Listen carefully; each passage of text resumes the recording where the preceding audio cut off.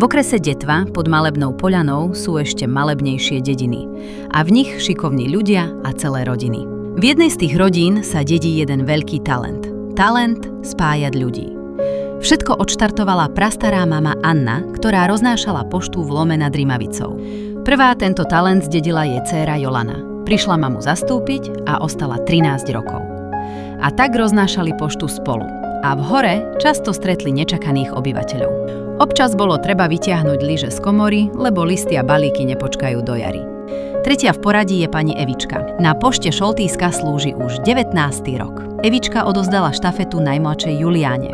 Celkom sama má na starosti 50-kilometrový obvod, ktorý už dnes šikovne obehne na aute. A tu zatiaľ rodinná kronika Poštárok z Detvy končí. Ale kto vie? Už teraz sa tešíme na jeho pokračovanie.